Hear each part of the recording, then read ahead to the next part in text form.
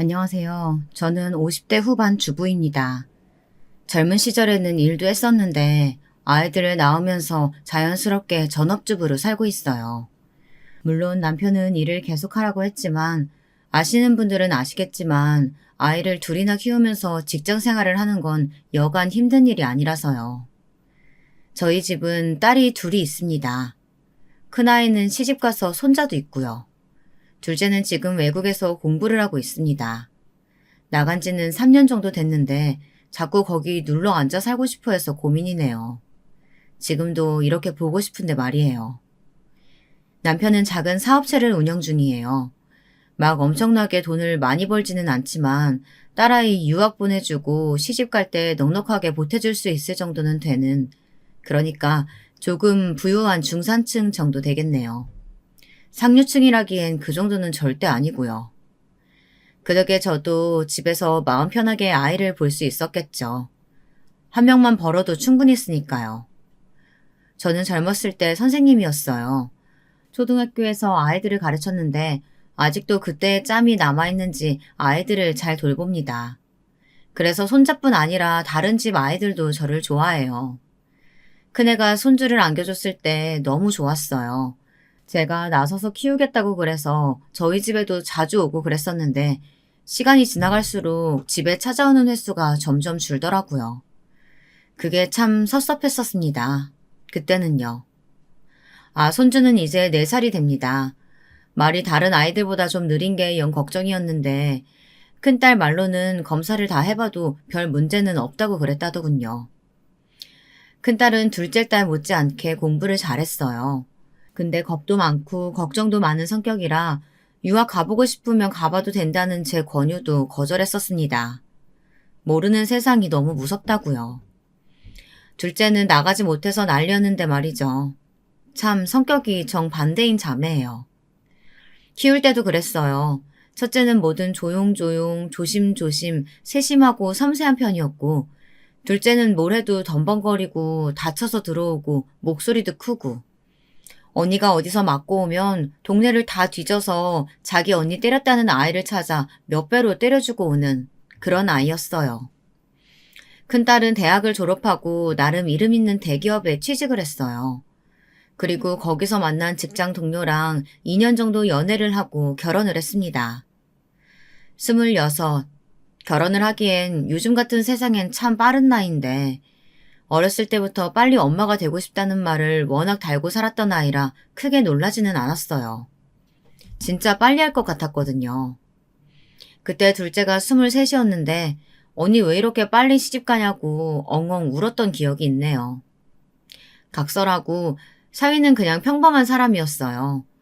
딸이랑 같이 좋은 대학을 나와서 좋은 회사에 취직한 사돈댁이 지방에서 농사를 크게 하시는데 사돈 어르신은 보기에는 덩치도 크고 험악하게 생기셨는데 그래도 참 성격이 호탕하신 분이라 며느리인 저희 딸을 참 이뻐라 하십니다.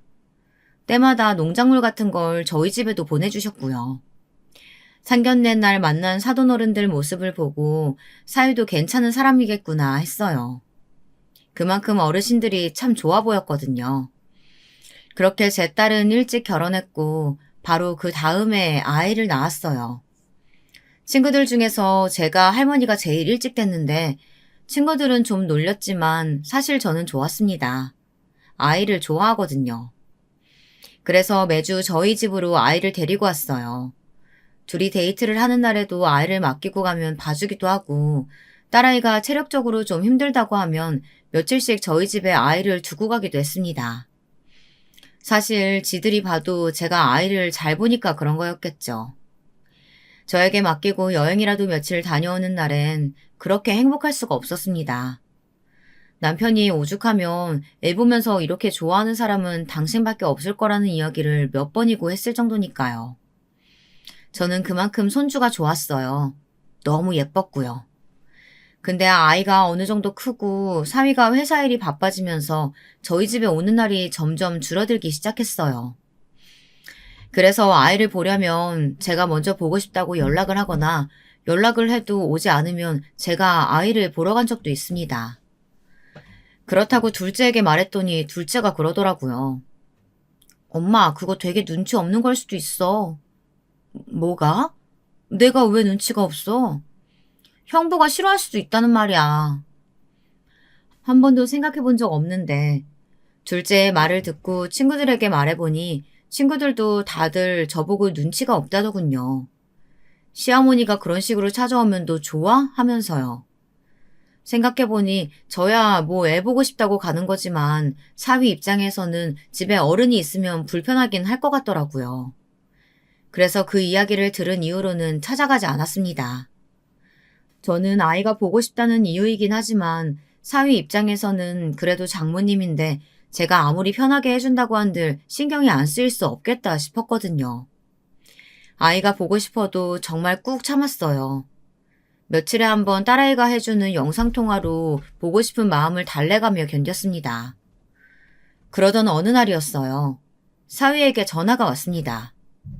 어머님, 이번 주 주말에 시간 있으세요? 왜? 무슨 일인가? 주말에 저희 집에 와서 하율이 좀 봐주세요. 집사람이 몸이 안 좋은데 제가 주말에 출장 일정이 잡혀서. 정말 너무 반가운 부탁이었어요.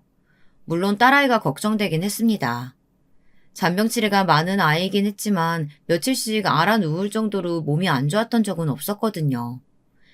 그래서 사위와 전화를 끊은 뒤 곧장 딸아이에게 전화를 했어요. 엄마. 딸아이 목소리가 좋지 않더라고요. 그래서 덜컥 걱정이 됐습니다. 너 많이 아파? 이서방이 너 아프다고 하율이 봐달라고 그러던데. 아니, 그 정도는 아닌데. 그 사람은 왜 그런 부탁을 했대, 엄마 힘들게. 엄마야 힘들 게 뭐가 있어. 엄마 하율이 보는 거 좋아하는 거 너도 알잖아.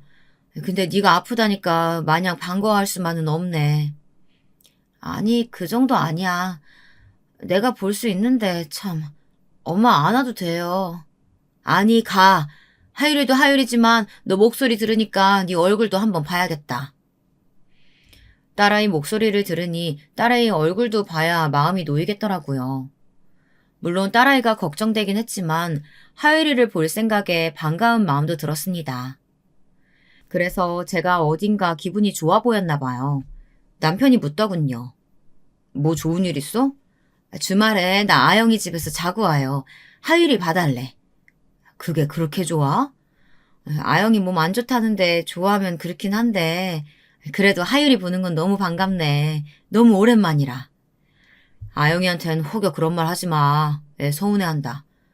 내가 미쳤어요? 그런 말을 왜 해? 남편이 정말 못 말리겠다며 고개를 젓더군요. 그렇게 주말만을 기다렸어요. 그리고 대망의 주말. 아침에 눈 뜨자마자 그동안 하율이를 생각하며 하나둘 사둔 장난감과 옷들을 챙겨 집을 나섰습니다. 빨리 오셨네요. 사위가 웃으며 나오더군요. 딸아이는 왜 나오지 않나 싶어 뒤를 보니 사위가 말했습니다. 집사람 몸이 너무 안 좋아서 누워있어요. 많이 안 좋나? 그럼 병원을 가야 하는 거 아니야? 안 그래도 가서 링거도 맞고 왔어요. 주말 지나고도 안 좋으면 다시 가보려고요. 하율아, 할머니 오셨다. 그 말에 저 멀리서 방문이 열리고 하율이가 다다다 달려오더군요. 잘 나오지 않는 말로 제게 말을 걸었습니다. 할머니, 할머니!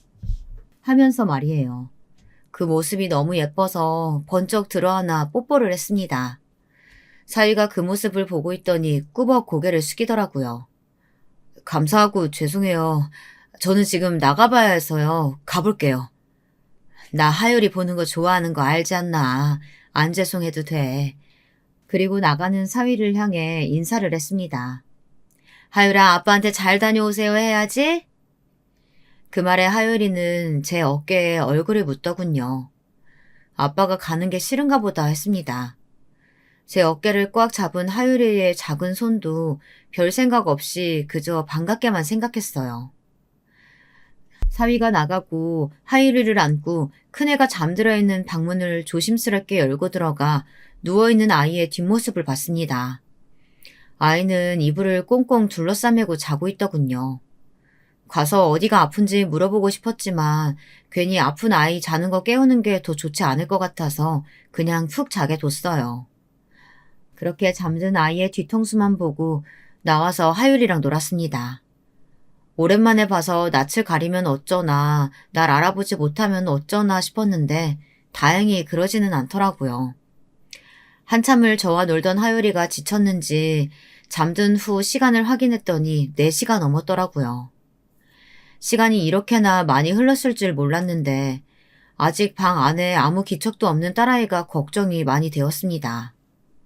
얼마나 아프면 아침도 점심도 먹지 않고 저렇게 죽은 듯이 누워서 잠만 자나 싶어서요.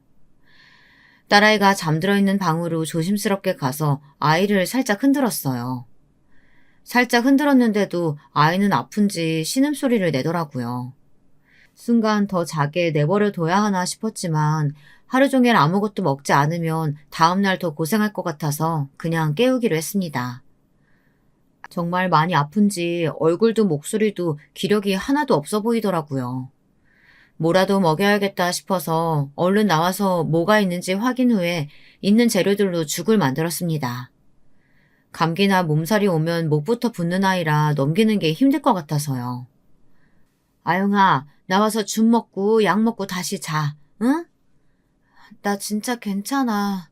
엄마가 안 괜찮아. 얼른 나와, 알겠지? 그렇게 단호하게 말하고는 밖으로 나갔습니다. 뭘 하는지 큰애는 한참 동안 방에서 나오지 않았어요. 그래서 다시 뭘 하나 들어가려고 방으로 발걸음을 옮기는 순간 딸아이가 나왔습니다.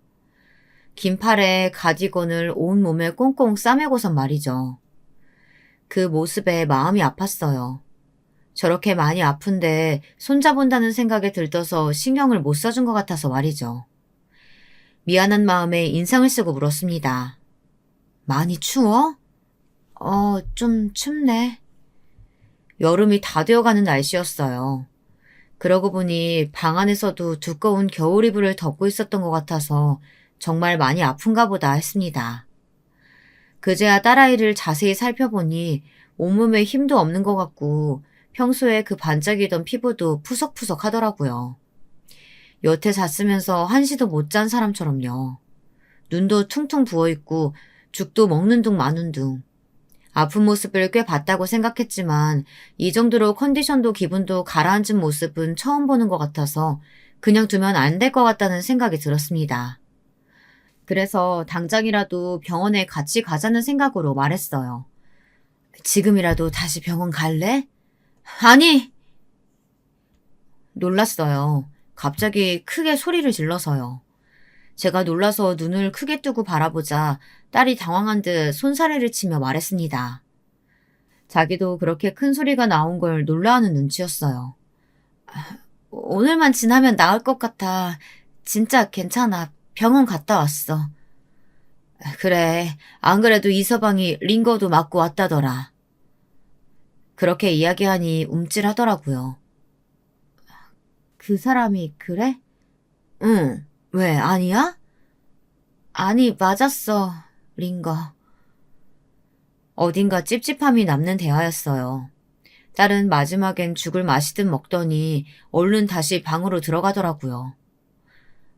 누워있고 싶어서 엄마 하율이 좀 잘 봐줘. 미안.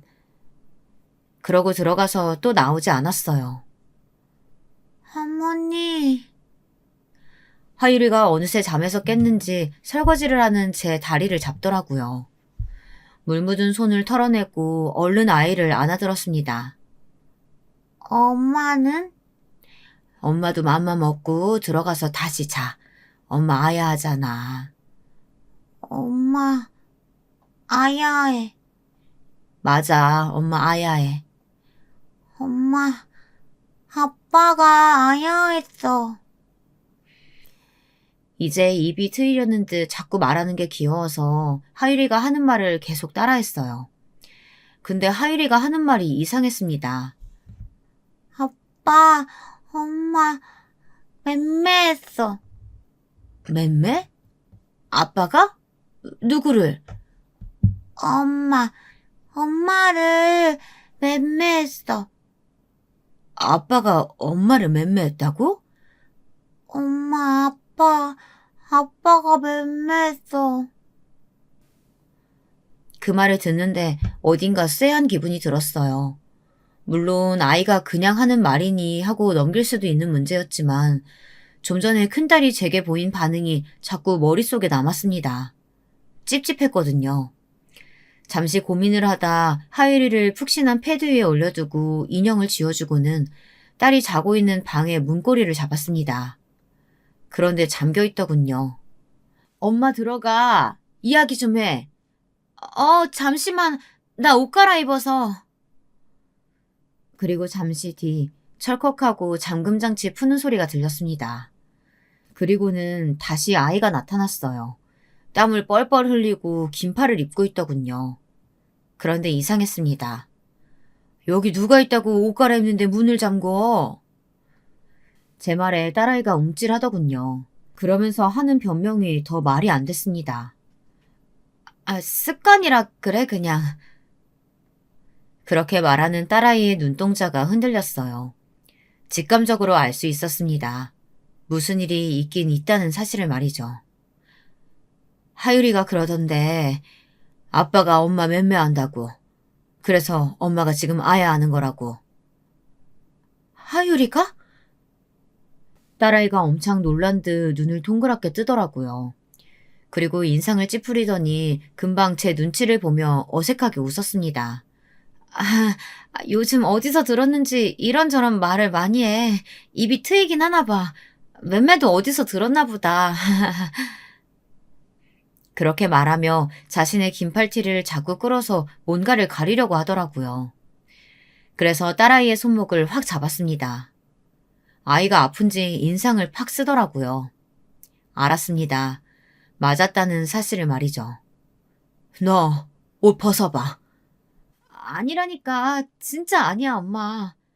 아니면 못 벗을 이유가 뭐야? 엄마한테 몸 보여주기 싫은 것도 아닐 테고. 얼른 엄마 진짜 화내기 전에 벗어. 진짜 아니라니까. 아빠 부를까? 엄마 성격에 이대로 집에 못 가는 거 알지? 아빠 부를까 하는 그 말에 딸아이가 한숨을 쉬더라고요. 그리고 어쩔 수 없다는 듯 조심조심 옷을 벗었습니다. 저는 그 자리에 멈춰서 아무것도 할 수 없었어요. 정말 누가 제 머리를 망치로 한 대 치고 간 것 같았습니다. 어떤 말도 어떤 생각도 할 겨를도 없이 그 처참한 광경을 보고만 서 있었어요. 이내 손이 덜덜 떨려오고 눈물이 고였습니다. 딸아이의 몸은 성한 곳이 단 한 곳도 없었어요. 온몸에 피멍 같은 멍이 들어있었습니다. 그것도 색이 다 달랐어요. 오래돼 보이는 멍도 있었고요. 정말 눈물이 후두둑 떨어졌어요. 이게 무슨...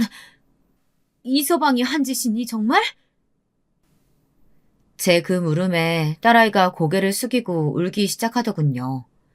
벌벌 떨려오는 손으로 딸아이 몸 전체를 제대로 만지지도 못하고 쓸었어요. 그리고는 다리에 힘이 풀려 풀썩 주저앉았습니다. 제 그 모습에 딸아이가 울면서 저에게 다가오더군요. 엄마, 너 이럴 때까지 왜 말 안 했어? 왜?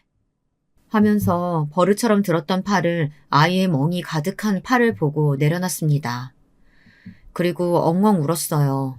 얼마나 울었을까. 정신을 차리고 물었습니다. 분노를 억지로 정말 억지로 가라앉혔어요. 당장이라도 그 새끼를 죽이러 가고 싶었지만 말이에요. 거짓말하면 엄마 진짜 화낼 거니까 사실대로 말해. 언제부터야? 딸이 아무 말도 하지 않고 입술을 깨물더군요. 그래서 소리쳤습니다. 말 안 해? 하율이 낳고 나서 처음에는 이 정도는 아니었는데 점점 심해졌어요. 왜 말 안 했어? 처음에는 손대고 나면 진짜 자기가 미쳤었다면서 싹싹 빌었거든. 나는 그걸 바보같이 믿었고. 그리고 요즘은 차마 말할 용기가 안 났어. 엄마가 얼마나 속상해할지 아니까. 그렇다고 이걸 참고 살아. 이 미련한 거사. 하면서 오열했습니다. 4년. 4년을 이렇게 지옥 같은 곳에서 악마 같은 새끼랑 살았다고 생각하니 온몸이 고통으로 찢어지는 것 같았어요. 그러다 번뜩 정신이 들었습니다. 나라도 정신을 똑바로 붙잡고 있어야 한다고 말이죠. 가방 제일 큰 거에 네 짐 다 넣어. 엄마는 하율이 챙길 테니까. 일단 아이를 저희 집으로 데려가야 했어요. 그래서 아이에게 짐을 챙기게 한 뒤 하율이 짐은 제가 챙겨서 인형을 들고 꾸벅꾸벅 졸고 있는 아이를 안아들고 저희 집으로 향했습니다. 아침에 하율이가 지 아빠를 본체만지 했던 것도 이해가 갔어요. 근데 하율이가 어떻게 알았지? 잘 때만 그랬는데. 큰딸이 그렇게 말하면서 울더라고요. 정말이지 가슴이 찢어지는 경험이었습니다. 그렇게 집으로 가는 길에 동네 작은 병원에 가서 진찰을 받고 진단서를 끊었어요. 당장이라도 경찰에 신고하라는 의사 선생님의 말에 다 준비해서 할 테니 일단 모른 척 해달라고 부탁했습니다. 선생님은 최대한 상세하게 진단서를 써주셨어요. 사진도 엄청 찍었고요. 딸아이는 언젠가 필요할지도 모른다고 생각하며 그동안 모아둔 자료가 있다고 했습니다. 하지만 저에게는 보여줄 수 없다더군요. 일단 알겠다고 했어요. 딸아이는 당분간 아빠에겐 말하지 말자고 했지만 저는 안 된다고 했습니다. 아빠도 아셔야 한다고. 언젠가 아실 일인데 나중에 아시면 더 화내실 거라고요. 집으로 들어가 왜 애들을 데리고 왔는지, 큰 가방은 뭔지, 영문을 몰라 하는 남편에게 조용히 하라고 한 뒤 자는 하율이를 안방에 눕히고 나왔어요. 그리고 상황을 다 설명했습니다. 이 개자식 어딨어? 당장 죽여버려야지. 일단 기다려요. 그리고 애깨요. 쉿. 남편은 제 말에도 분노가 가라앉지 않는 듯 앉았다 일어났다를 반복했어요. 어찌해야 할지 몰랐던 그 감정이 아까 저도 느꼈던 거라 공감이 됐습니다. 일단 남편을 설득하고 사위가 없는 2박 3일 동안 어떻게 하면 좋을지 완벽하게 계획을 세워야 했어요. 정말 제 모든 걸 걸고 그 자식의 인생을 부셔버리겠다고 다짐을 했습니다.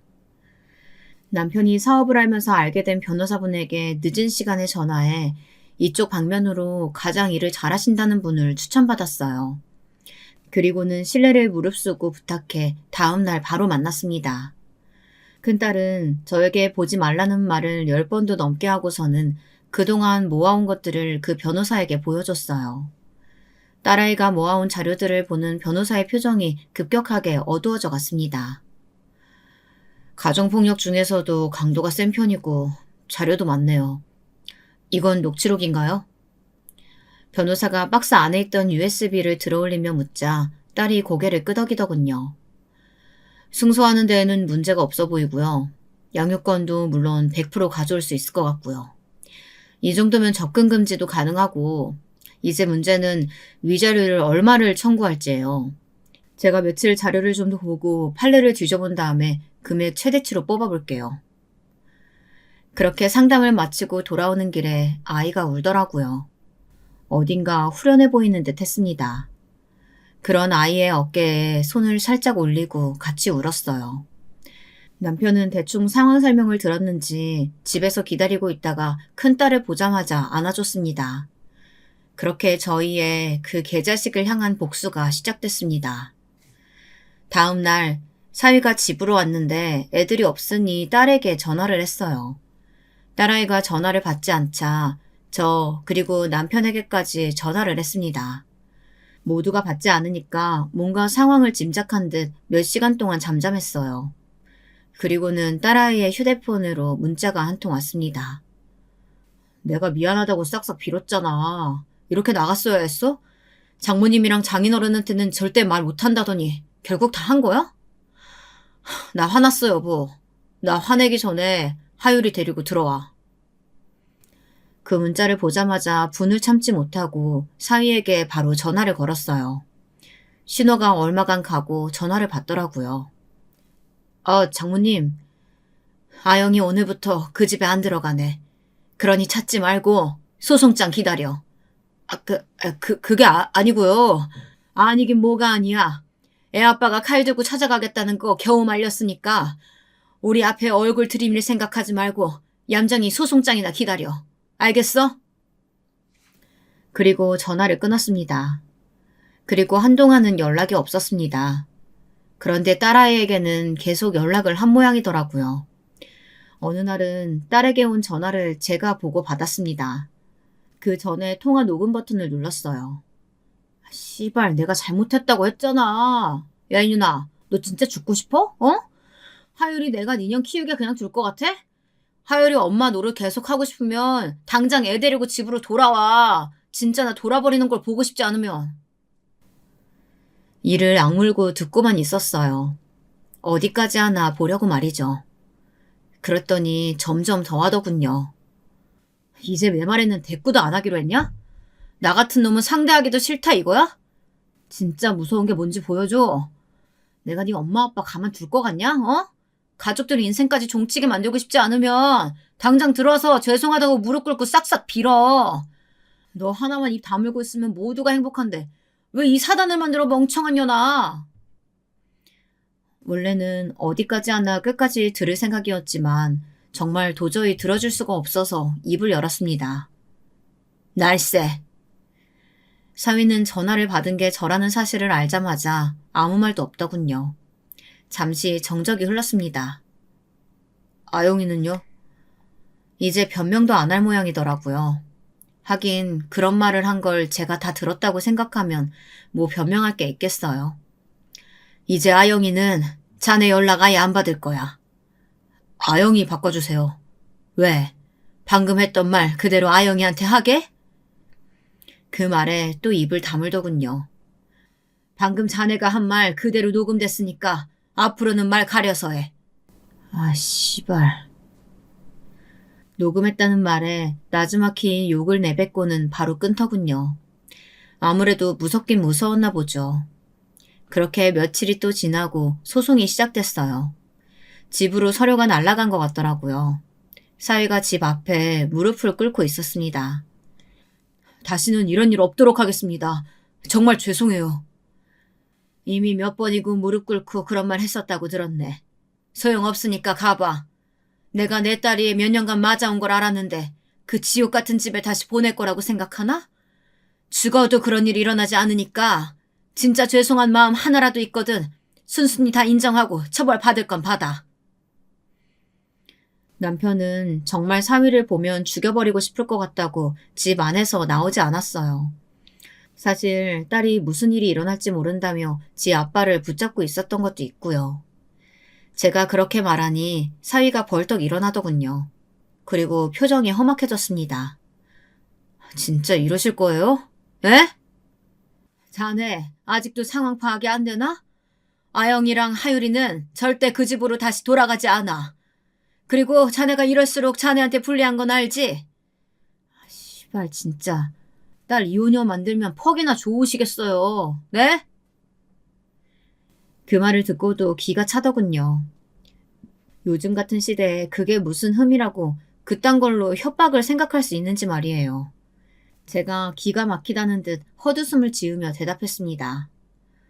요즘 세상에 그건 흠도 아니지만 설사 그렇다 하더라도 맞고 사는 것보단 1000만 배 나으니까 돌아가. 그런 거 안 통해. 자네 안 가면 경찰 부르겠네. 경찰? 불러. 집안 싸움이라고 하면 돼.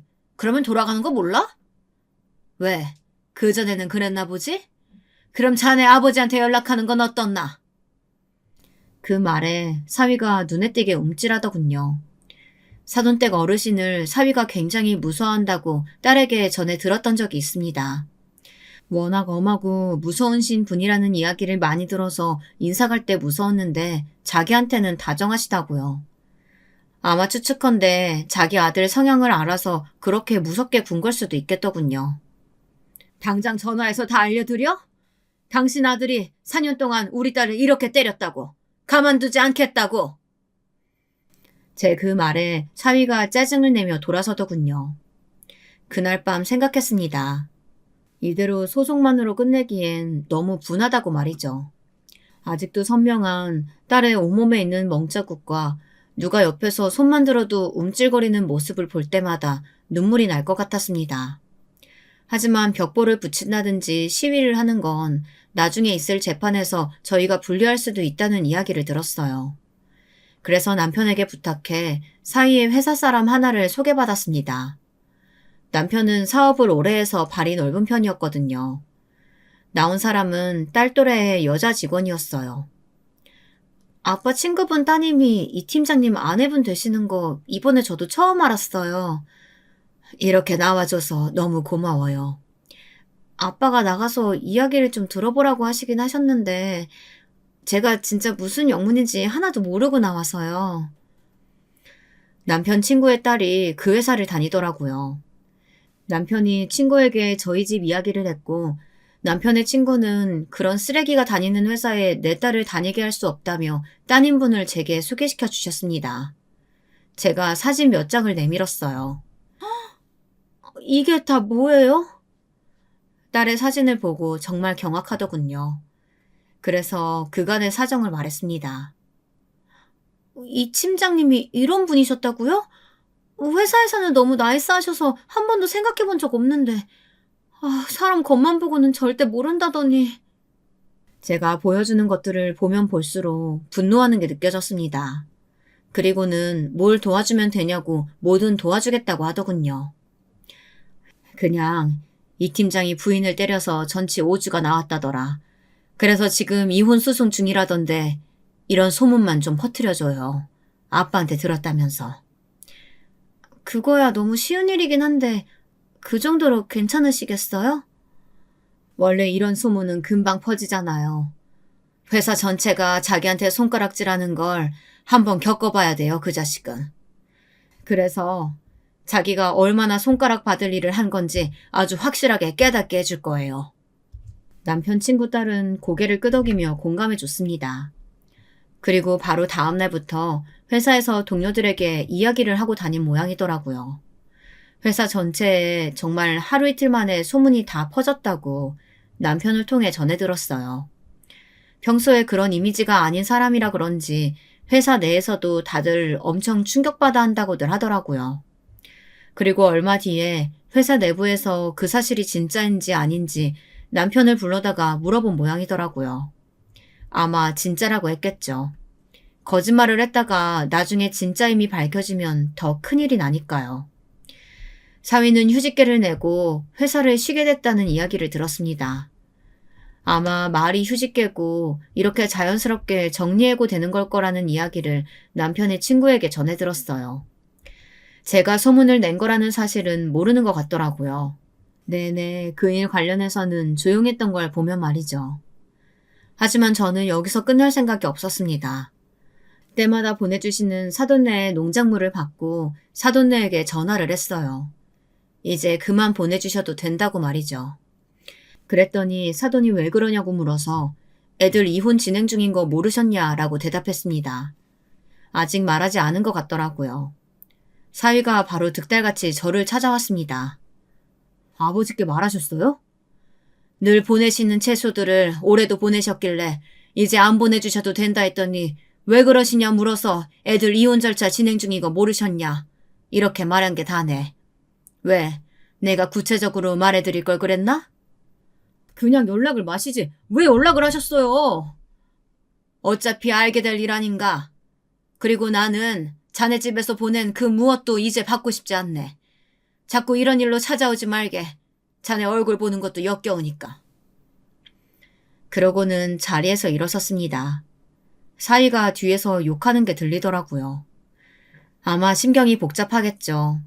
회사도 잘려 필사적으로 숨기던 아버지까지 이제 이 사실을 알게 생겼으니 말입니다. 아니나 다를까 사돈댁에서 모든 사실을 다 알게 된 모양이더군요. 사돈댁에서 만나자는 연락이 왔습니다. 정말 죄송합니다. 면목이 없습니다. 어떻게 사죄의 말씀을 드려야 할지 모르겠네요. 사실 그 어떤 용서를 비신다고 하더라도 저희는 용서할 마음 없습니다. 그냥 아드님이 저희가 요구한 조건 그대로 받아들이고 진심으로 반성할 수 있게끔 따끔하게 알려주세요. 아이가 정말 많이 죄송하다고 무릎까지 꿇었다고 하던데 한 번만 용서해 주실 수는 없나요? 어떻게 알려졌는지 회사에도 소문이 다 났고, 지금 이 상태에서 이혼까지 하면 정말 저희 아이는 미래가 없는데, 이런 일 한 번 더 있으면 저희가 나서서 이혼시키겠습니다. 한 번만, 한 번만 용서해 주세요. 자기 딸이 저런 일을 당했더라도 저런 말을 할 수 있을까요? 서희는 보나마나 자기 유리한 대로 이야기를 했겠죠. 그 상황을 무마하려고요. 용서요? 사돈 어르신은 사돈 어르신 자식이 맞았대도 용서를 하실 수 있겠어요? 네? 물론 힘드신 건 압니다. 아는데 그래도 둘 사이에는 하율이도 있고. 더 이상 들을 가치도 없는 말을 늘어놓는 것 같길래 그 앞에 사진을 한 장 던졌습니다. 이걸 보고도 그런 말씀 하실 수 있는지 궁금하네요. 딸의 맞은 몸이었어요. 이걸 들고 다니면서 증거로 제출하고 보여줘야 하는 제 마음이 상상이나 가실지 모르겠네요. 제 딸이 이렇게 맞았습니다. 그 지옥 같은 집에 그 악마 같은 새끼랑 다시 살게 할 마음 단 하나도 없어요. 그러니까 그런 말도 안 되는 소리 하실 거면 돌아가세요. 그리고 다시는 찾아오지 마시고요. 아, 참고로 말씀드리면 이건 빙산의 일각에 불과합니다. 4년 동안 제 딸이 맞은 이런 사진 자료들만 박스 한가득에 저한테 딸한테 돌아가면서 욕하고 협박하던 통화 음성 파일들도 다 있어요. 딸의 시어머니 되는 사람은 그 사진을 보자마자 아무 말도 하지 못하고 입을 틀어막더군요. 그리고 시아버지 되는 분은 굉장히 화가 나 보였습니다. 물론 저 말고 자신의 아들에게 말입니다. 아니, 어떻게 이런... 보셨으면 아시겠죠? 다시 살라는 그런 끔찍한 소리는 입 밖에도 내지 마세요. 두 사람은 돌아갔습니다. 그리고 나중에 듣기로는 그날 자신의 아버지에게 정말 죽지 않을 만큼 맞았다고 하네요. 판사가 합의를 권하는 자리에 나왔을 때 아직 얼굴에 지워지지 않은 멍을 보니 맞는 것 같더라고요. 회사고 동네고 그리고 자신의 고향까지 소문이 다 난 모양이었습니다. 부인을 때려서 이혼을 당했다는 사실이 말이죠. 회사도 잘리고 재산도 상당 부분 저희에게 위자료를 지급했어요. 당연히 양육권도 저희가 가져왔고요. 딸은 하율이가 어느 정도 클 때까지 저희 집에서 같이 살기로 했습니다. 미국으로 간 것 같더라고요. 한국에서는 당연히 살기가 힘들었겠죠. 그래서 둘째에게 연락을 했어요. 저는 그 자식이 편안하게 사는 꼴을 절대 그냥 두고 볼 생각이 없었거든요. 뭐? 그 자식이 미국에 왔다고? 지 언니가 그런 일을 당할 때 옆에 있어주지 못해 미안하다고 전화해서 밤새 울던 둘째였어요. 지 언니가 누군가에게 맞으면 어느 동네라도 찾아가서 몇 배로 때려주고 했던 아이라 가만 있지 않을 거라고 생각했습니다. 아니나 다를까 교포사회에서도 금방 소문이 다 난 것 같더라고요. 멍청하게 가도 지 처제가 몇 년째 살고 있는 미국, 그것도 LA로 갈 게 뭐랍니까. 진짜 언제까지 괴롭히실 거예요? 그래서 제가 대답했습니다. 내 분이 다 풀릴 때까지. 원하는 대로 다 들여드렸잖아요. 제발 그만하세요. 곧 미국에서도 들어왔다는 소식을 들었습니다. 한국 교민사회가 상당히 보수적인 집단이라 그런 소문이 한 번 나면 되돌릴 수 없다고 둘째가 그러더군요. 미국에서도 발붙이고 살 수 없을 거라고요. 저희 딸은 그간 상담을 열심히 받고 치료를 받으면서 많이 괜찮아졌어요. 이제 일도 새로 시작했고 그 전만큼 많이 웃습니다. 그리고 딸에게 호감을 보이는 청년도 생긴 것 같더라고요. 물론 아직 딸에는 누군가를 만날 마음이 없는 것 같긴 하지만요. 그냥 서서히 일상으로 돌아가는 게 기뻤습니다. 그 전의 모습들을 되찾는 것 같아서 말이에요. 하지만 그 자식과의 악연은 거기서 끝나지 않았어요. 딸에 대한 집착이 시작된 것이었습니다. 당신이 우편함의 우편물 뜯어봤어요? 나? 아니, 왜? 우편물이 막 뜯겨져 있어서. 처음에는 애들 장난인 줄 알았어요. 하지만 그게 몇 번 반복되니 영 찜찜했습니다. 그리고 어느 날은 집으로 보낸 사람이 없는 선물들이 오기도 했어요. 꽃다발이다, 과일이다 하는 것들 말이죠. 그 또한 처음에는 별 생각 없이 딸을 좋아하는 그 청년이 보낸 건가 했습니다. 그 사람이 자기 아니라던데? 어? 그때부터 무서워지기 시작했어요. 그리고 딸이 새벽마다 모르는 번호로 전화가 온다고 하더라고요. 그리고 누군가가 자기를 지켜보는 기분이 든다고. 근데 저도 최근에 그런 기분을 몇 번 느낀 적이 있었거든요. 그래서 너무 불안해진 마음에 집 앞에 조그만 CCTV를 따로 설치했습니다. 그리고 며칠 뒤 그걸 확인하고 정말 나자빠질 수밖에 없었어요. 그 자식이었습니다. 저희 집 현관에 귀를 대고 아내 소리를 듣는 듯한 모습이 고스란히 찍혀 있었어요. 텀을 보니 2, 3일에 한 번씩은 찾아와서 그렇게 저희 집 동태를 살피고 가는 것 같더라고요. 요 1, 2년간 전혀 그런 일이 없었기 때문에 뭐하고 사는지 몰랐는데 그러고 있더라고요. 좀 알아보니 지방에 아버지 농사일 도우러 내려갔다가 최근에 다시 올라온 모양이었습니다. 그리고는 곧장 스토킹을 시작한 것 같았어요. 요즘 뉴스에 왜 안전 이별을 못해서 맞거나 혹은 그보다 더한 일을 당한 여성들에 대한 이야기가 많이 나오잖아요. 그래서 그런지 정말 무서웠습니다. 경찰에 신고하니 이 정도로는 딱히 별다른 조치를 취할 수 없다고 하더군요. 그냥 딸아이에게 조심하라는 말을 했어요. 그래도 불안했습니다. 그러던 어느 날 마트를 다녀오는 길에 어딘가에서 비명소리가 났어요. 뭔가 제 딸의 목소리 같아서 얼른 달려갔더니 아니나 다를까 그 개자식이 딸의 손목을 잡고 있더군요. 내가 이렇게까지 비는데 이럴 거야? 진짜 다신 안 그런다고. 이제는 용서해줄 때도 됐잖아. 나는 당신 얼굴만 봐도 아직 심장이 벌렁거리고 손발이 덜덜 떨리는데 이제는 용서해줄 때라니. 그걸 누구 마음대로 정하는데? 내가 잘못했어. 잘못했다니까? 가라고. 다시 찾아오지 마. 아, 씨발, 인연이. 그러고는 다시 제 벌을 개 못 준 듯 손을 들어 올리더라고요. 그 모습을 보고 제가 소리를 꽥 질렀습니다. 동네 사람들, 여기 남자가 여자 때려요. 그랬더니 그제야 저를 발견한 듯 사위가 당황하더라고요. 욕을 짓거리며 자리를 떴습니다. 괜찮아? 바로 딸애에게 가서 안아줬어요. 몸을 덜덜 떨고 있더라고요. 많이 괜찮아졌다고 생각했는데 한 번 있었던 일에 대한 트라우마는 어쩔 수 없나 보더라고요. 눈물이 나왔습니다.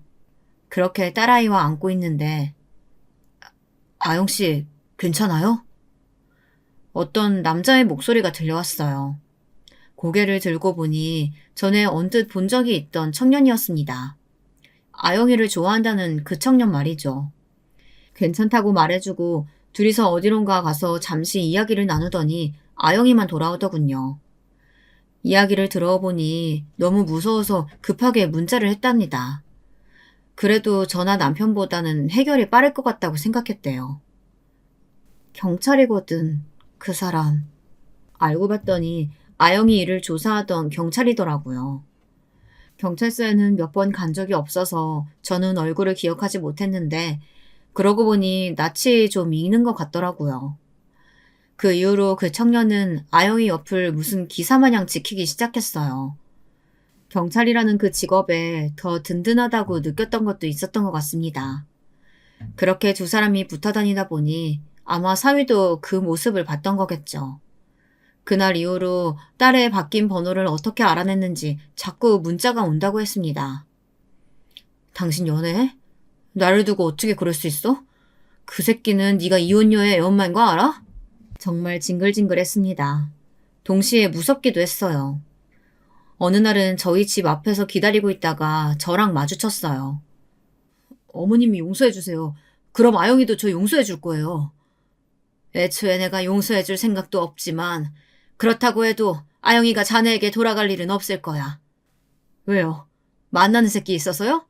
그 새끼는 다 안 돼요? 이혼녀의 애엄마인 거? 모르죠? 모르니까 만나는 거겠지. 왜 몰라? 자네가 아영이 그렇게 했을 때 사건 조사하던 경찰이었는데. 뭐라고요? 제 말에 적잖이 놀란 것 같더라고요. 왜 아니겠어요. 그건 저희도 놀랐는데요. 거짓말이죠? 내가 그런 거짓말을 왜 하나? 그리고 자네 아버지는 자네 올라와서 또 이러고 다니는 거 아시나? 어? 그 말에 또 인상을 팍 쓰더니 그대로 돌아가더군요. 그리고 한동안은 잠잠한 듯 했습니다. 그러다 사건이 터졌어요. 또 몰래 저희 집 앞에서 아영이를 기다리다가 아영이가 혼자 있는 줄 알고 아영이에게 말을 걸었던 겁니다. 근데 뒤에서 그 청년이 오고 있었던 거예요. 시비가 붙었고 사위가 먼저 그 청년을 한 대 때리자 그 청년이 바로 제압을 했다더군요. 덩치도 힘도 딱 봐도 사위보다 더 크고 좋아 보이는 청년이긴 했거든요. 사위는 그대로 경찰서로 연행되어 갔습니다. 그리고 현행범으로 체포되었어요. 또다시 시골에서 전 시댁 식구들이 다시 올라왔습니다. 이 미친 새끼가 다시는 안 그러겠다 그래서 올려보내줬더니 또 쓰레기 같은 짓을 해? 너 죽고 싶어 진짜? 어? 하면서 자신의 아들 뺨을 세게 올려치더군요. 전 사위가 휘청했습니다. 죄송합니다. 그 와중에 딸의 전 시어머니는 저희에게 와서 또 용서를 구하기 시작했습니다. 정말 면목 없습니다. 정말 미안하다 얘야. 우리가 애를 다 잘못 키운 죄다. 저는 딱히 할 말도 용서하고 싶은 생각도 없어서 대꾸도 하지 않았습니다. 보나마나 이번에도 합의해달라는 말을 할 게 뻔했고요. 아니나 다를까 나중에는 제발 합의를 좀 해달라고 하더군요. 딸의 전 시아버지는 절대 합의해주지 말라고 저희에게 봐주지 말라 신신당부하시는 바람에 그 집 부부도 싸움이 좀 있었습니다. 그래도 합의는 해야 될 거 아니에요. 아들 전과자 만들 순 없잖아요. 갱생이 안 되는 새끼 자꾸 이런 식으로 봐주니까 더 정신 못 차리는 거 아니야. 없는 자식 치면 되지. 정말 난장판이었습니다. 그 와중에 전 사위는 딸이랑 만나는 그 청년을 향한 계속 적대감을 내비치는 바람에 조사도 제대로 진행이 되지 않았고요. 통상적으로는 그 정도 일로 유치장에 구금되진 않는다고 들었지만 이미 딸애를 폭행해서 그 문제로 처벌받은 적이 있는지라 유치장에 구금이 됐어요. 그리고 저희가 합의를 해주든 말든 경찰로 넘겨질 거라고 하더군요. 경찰을 때린 것도 큰 이유인 것 같았습니다. 그렇게 집행유예이긴 해도 형을 받았다는 연락을 얼마 뒤에 듣게 되었어요. 그리고 아직까지는 제 딸 앞에 나타나지 않고 있어요. 아마 그 청년이 무서워서도 이유가 크겠죠. 여태는 자기보다 덩치도 작고 힘도 없는 사람들만 상대하다가 예상 밖의 상대를 만났으니 말입니다. 전 사위는 다시 시골로 잡혀간 것 같더라고요. 뭐 외국에 나갔다는 소문을 들은 적도 있는데 그건 아닌 모양이었습니다. 그렇게 무서워하는 자신의 아버지 옆에서 아마 꽤나 견디기 힘든 생활을 하겠죠. 제대로 된 인간이라면 과거를 후회하며 자신이 한 짓을 되돌아보겠지만 그럴 인간은 아니기 때문에 그냥 그렇게 평생 과거에 묶여서 살길 바랄 뿐입니다. 그러지 않기 위해 노력하는 저희 집 사람들과는 다르게 말이죠. 아직은 결혼 생각이 없는 것 같긴 하지만 딸아이는 그 청년과 잘 만나고 있습니다. 종종 저희 식구들과 밥도 먹고 그래요. 오랜만에 한국에 잠깐 들린 둘째가 그 청년을 보고 그러더군요. 사실 그전 그 새끼는 좀 쎄한 게 있었거든. 나는 저 사람은 좀 괜찮아 보이는 것 같아. 하율이 보는 눈도 다정하고. 그래도 딸아이는 선뜻 누군가와 다시 가정을 꾸리는 것에 대한 두려움이 있는 것 같더라고요. 충분히 이해했고 그 청년도 그래주는 것 같았습니다. 아, 우리 하율이 이야기를 좀 해야겠네요. 아마 아이가 말이 안 늘던 이유가 그 집에서 그 자식의 행태와도 관련이 있을 수도 있었을 것 같아요. 왜냐면 그 집을 나오고 자신의 아빠를 안 보기 시작하면서 아이의 말이 굉장히 빨리 늘었거든요. 이제는 어린이집에서도 말도 제일 많이 그리고 제일 잘한다고 담당 선생님이 말을 전해줬습니다. 집에서도 입이 쉴 새가 없어요. 그간 못한 말을 다 하기라도 할 기세로 말을 하고 있습니다. 그 조잘거리는 입이 어찌나 귀여운지 하율이 본다고 시간 가는 줄 모르는 생활을 하고 있어요. 나중에 너 다시 재혼하는 날 와도 하율이는 나 주고 가. 안 돼. 하율인 내 아들이야. 너보다 하율이가 더 좋은데 어떡하냐? 그건 좀 서운한데? 저희는 평화롭게 잘 지내고 있습니다. 물론 때때로 그때의 기억이 떠오르는 날이면 힘들어지기도 하지만 많은 시간을 웃으며 지내고 있어요. 어느 날 딸애가 그러더군요. 나만 참으면 모두가 행복해진다는 그 말에 그냥 참았었다고 말이죠. 혹시나 하율이를 못 보게 될 상황도 무섭고 내가 맞고 산다는 사실을 사람들에게 알리는 것도 부끄럽고 또 무엇보다 저와 남편이 이 사실을 알게 돼서 가슴 아파할 게 너무 걱정되었다고 말이죠. 그리고 처음에는 그 자식이 하는 말을 믿기도 했답니다. 다시는 안 그러겠다는 그 말 말이에요. 그렇게 점점 더 심해진 폭력에 어느 순간 자신도 익숙해져 가는 게 무섭기도 하면서 한편으로는 다행이라 여긴 적도 있었다고요. 하지만 이 모든 상황이 지나고 돌이켜보니 결국 내가 있었던 그곳이 지옥이었고 자신은 악마와 살았던 게 맞다고 말했습니다. 그리고 이런 상처는 부끄러워할 것도 아니라는 사실도 말이죠. 사람은 결국은 어떤 상처를 이겨내는 힘을 다들 가지고 있으니까요. 아직은 힘든 날도 종종 있긴 하지만 결국엔 시간이 우리의 상처를 더 흐리게 해줄 겁니다. 물론 흉은 남을지언정 말이에요. 저희는 그날을 위해 오늘도 최선을 다해 행복할 예정이에요. 물론 내일도 말이죠. 이 이야기를 들으시는 분들도 혹시나 남들의 시선과 혹은 누군가가 속상해할 것을 걱정하거나 내가 잘못하지도 않은 일에 부끄러워하신다면 전혀 그럴 필요가 없습니다. 그런 생각들이 오히려 가해자가 더 당당해질 수 있게끔 만들어주는 거니까요.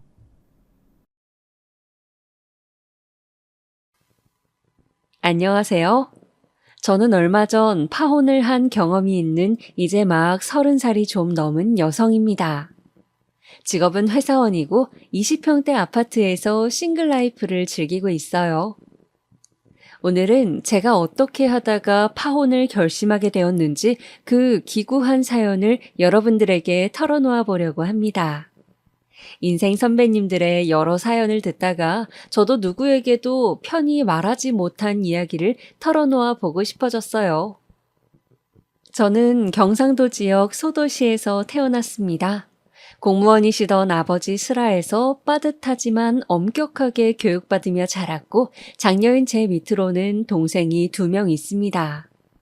저는 학원을 많이 다닐 수는 없는 형편임에도 어릴 적부터 아버지가 가지고 계시던 책을 어깨너머로 많이 읽기도 하고 도서관을 다니기도 해서 성적이 제법 좋았습니다. 다 어릴 적에 책을 많이 읽은 덕분인 것 같아요. 그래서 소위 제가 고등학생 때 말하는 인서울대학에부터 서울로 상경하게 되었습니다. 제 나이 20살, 인생에서 가장 꽃다운 나이였죠. 부모님은 다 큰 딸을 타지에 보내는 게 마음에는 걸리셨지만 그래도 서울에 좋은 대학을 간다는데 보내줘야지 하시며 학교에서 걸어서 5분 거리에 있는 원룸을 전세로 얻어주셨습니다. 그렇게 시작한 대학 생활은 재미있었어요. 사실은 제가 사투리를 쓰다 보니 애들이 나를 무시하면 어쩌나 겁도 나고 긴장도 됐었는데 신입생 OT 가기 전날 얼마나 걱정을 했는지 모르겠어요. 과연 내가 깍쟁이라는 서울 애들과 잘 지낼 수 있을까? 그런 걱정이 머릿속을 계속 맴돌았습니다. 드디어 OT 날 아침이 밝았어요. 저는 청자켓을 입고 선배들이 세우는 줄에 따라 2명씩 짝을 지어 고속버스를 탔습니다. 버스를 타고 가는 길에 제 옆에서 조용히 음악을 듣고 있던 여학생에게 인사를 했습니다. 그랬더니 그 애가 쑥스러워하며 자신은 부산에서 와서 사투리를 쓴다며 이해해달라고 웃는 것이 아니겠어요? 그래서 저는 너무 반가워 그 친구의 손을 잡고 흔들며 나도 경상도에서 왔다고 반갑다고 우리 말 편하게 하자며 신나서 수다를 떨었어요. 서울에서 처음 사귄 친구가 비슷한 지역 사람이라 한결 힘이 나고 든든했습니다. 그렇게 저는 대학에서 절친이 생기고 그 친구와 서울 생활을 재밌게 보냈습니다. 뉴스에서만 보던 서울의 경복궁이나 창경궁 같은 궁도 산책하고 벤치에서 도시락을 까먹기도 하고 명동이다, 신촌이다, 가보고 싶었던 지역을 하루씩 날을 정해 가보며 구경을 실컷 하기도 했어요. 연희라는 이름을 가진 이 친구는 피부가 무척 희고 긴 머리가 찰랑거리는 여성스러운 외모의 친구였는데 그래서인지 남자에게 인기가 많았습니다. 자연스럽게 이 친구와 어울리다 보니 저도 남자친구들과 어울리게 되었는데 여중 여고만 나왔던 터라 처음에는 남자들과 이야기를 하는 것이 어색하고 영 맞지 않는 것 같았지만 그냥 사람으로 생각하고 편하게 말하면 된다는 연희의 이야기를 듣고 나니 마음이 편해지는 것 같았습니다. 그러다 저는 연희와 단체 소개팅을 하게 되었어요. 말이 소개팅이지 여행 같은 형식으로 여러 명이 1박 2일 펜션에 모여 지내면서 함께 고기를 구워 먹고 수영도 하고 즐겁게 이야기를 나누며 나에게 맞는 사람을 찾아도 되고 그냥 놀아도 되는 자리였어요. 그동안은 소개팅이다 하면 나가서 파스타나 피자를 먹으며 잘 차려입고 상대방을 만나는 그런 만남들을 주로 가져왔었기 때문에 연희와 저는 그런 자리가 굉장히 신선하고 재미있게 다가왔습니다. 그런데 펜션에 온 남자들 중에 처음부터 유독 제 눈에 들어온 사람이 있었어요. 그 사람은 평균 정도의 키에 깔끔한 카키색 니트에 베이지색 면바지를 입고 하얀 운동화를 신고 있었는데 제가 사고 싶었던 브랜드 한정판 운동화였습니다. 디자인이 조금 난해하다는 평을 받는 그 신발을 실물로 보는 건 저도 처음이었어요. 저는 저 운동화가 진짜인지, 저 사람이 어떻게 저걸 샀는지, 그리고 어떻게 저 디자인이 저렇게 잘 어울리는지 등의 여러 생각이 그를 본 순간 동시다발적으로 떠오르면서 그에게 말을 걸어보고 싶었습니다. 그러나 워낙 내성적이고 숫기 없는 성격인지라 어떻게 말을 걸어야 할지 고민이 되더군요. 그래서 저는 연희에게 도움을 청했습니다. 연희는 저에게 걱정 말라고 큰 소리를 땅땅 치더니 곧 저녁이 되어 바베큐 시간이 되자 자연스럽게 고기 굽는 쪽으로 저를 데리고 가더군요. 그 남자는 땀을 뻘뻘 흘리면서 고기를 굽고 있었어요. 저와 연희는 그 근처에 있으면서 이야기를 하기도 하고 고기를 주워 먹기도 하고 그에게 그릇에 먹을 것을 덜어주기도 하면서 대화를 시도해 보았습니다. 마침 그 남자의 친한 친구인 야구 모자를 쓴 분을 연희는 마음에 들어했기에 서로 한 명씩 공략을 하며 그렇게 저녁 시간을 보냈습니다. 그들도 우리의 그런 관심이 싫지는 않은지 이야기를 잘 받아주고 또 저녁 먹고 넷이서 산책을 가보자는 이야기도 하더군요. 저는 그렇게 그 운동화남과 산책을 하며 처음 이야기를 제대로 나눠볼 수 있었어요.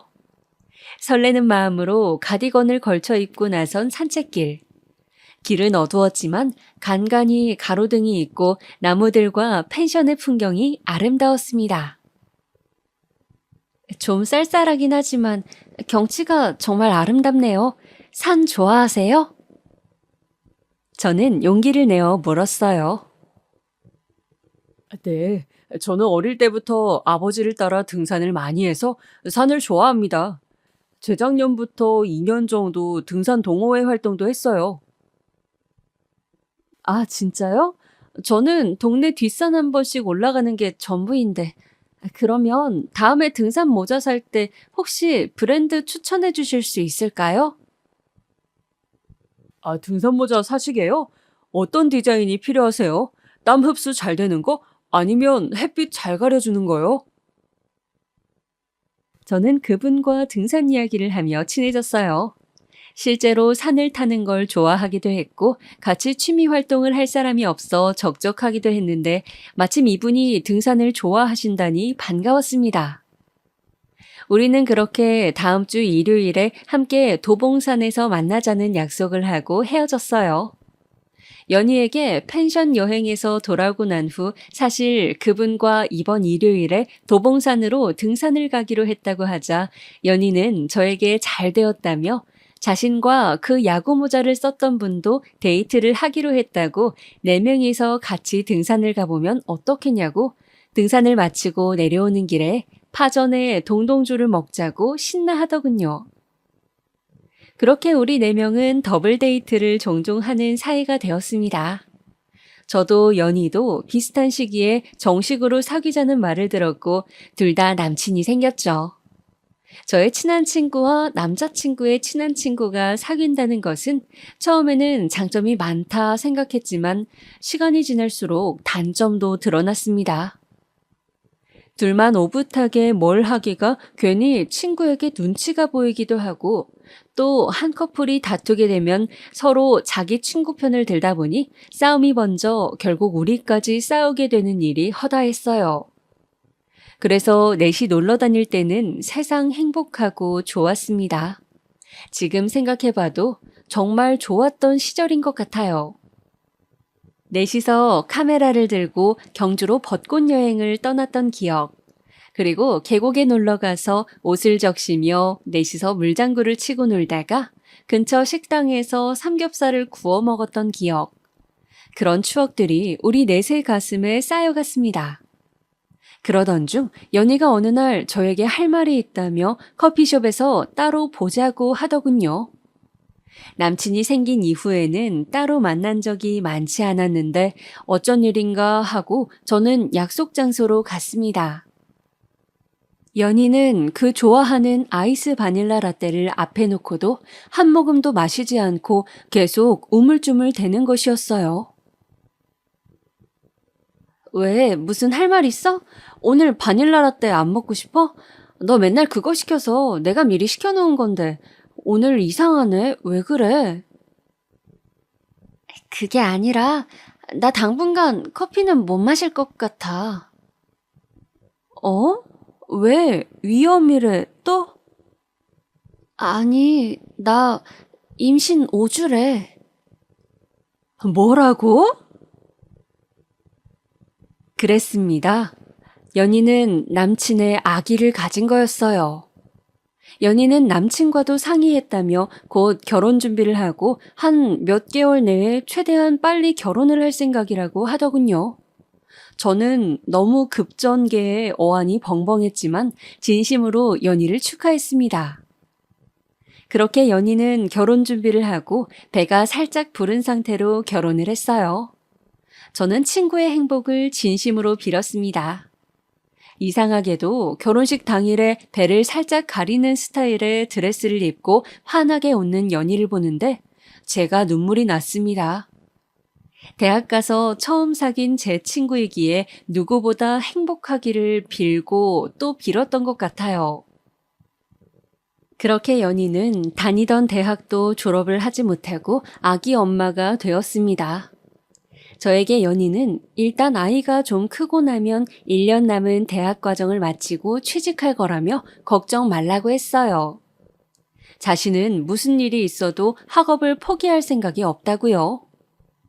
그렇게 저는 연희와 함께 하던 대학 생활을 이제는 다른 친구들과 함께 하면서 아기를 보러 한 번씩 연희네 집에 들르기도 하고 남친과 연희 남편과 다 같이 술자리를 가끔 가지기도 하면서 남은 대학 생활을 이어갔습니다. 연희가 아기를 낳고 키우는 과정은 정말 힘들어 보였어요. 아기는 30분에 한 번씩 분유나 모유를 먹어야 했고 연희는 잠을 못 자고 힘들어했죠. 저는 일주일에 하루 정도 연희네 집에 가서 낮잠이라도 자라고 하면서 아기를 돌봐주었습니다. 그런데 그렇게 제가 아기를 봐주고 있던 어느 수요일 오후였어요. 연희는 지쳐서 자고 있고 저는 아기를 안고 분유를 주고 있었는데 띠리릭 하면서 현관문 비밀번호 누르는 소리가 들렸습니다. 누구세요? 아니, 그러는 아가씨는 누구예요? 여긴 우리 아들 집인데. 아, 안녕하세요. 저는 연희 친구인데요. 연희는 지금 방에서 자고 며느라, 예, 나왔다. 세상에, 연희의 시어머니라는 분, 그러니까 저도 잘 아는 연희의 남편의 엄마라는 분은 연희가 자고 있다고 분명히 말했는데도 방문을 활짝 열며 큰 소리로 연희를 깨우는 거였습니다. 연희는 깜짝 놀라서 벌떡 일어나더니 아, 어머니 오셨어요? 연락을 주고 오시지. 하며 어두운 표정으로 말끝을 흐리는 것이었습니다.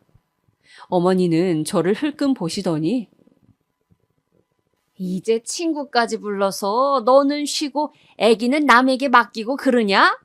요새 젊은 것들이란 하면서 제가 있는 앞에서 대놓고 연희에게 핀잔을 주시는 것 아니겠어요? 저는 너무 당황해서 오늘은 그냥 근처에 일이 있어 왔다가 친구가 보고 싶어 들른 거라고 저는 이만 가보겠다고 하고 연희와 연희 시어머니를 집안에 남겨두고 허둥지둥 자리를 나섰습니다.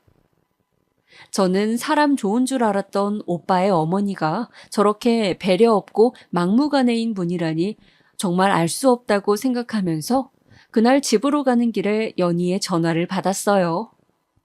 연희는 울고 있었습니다.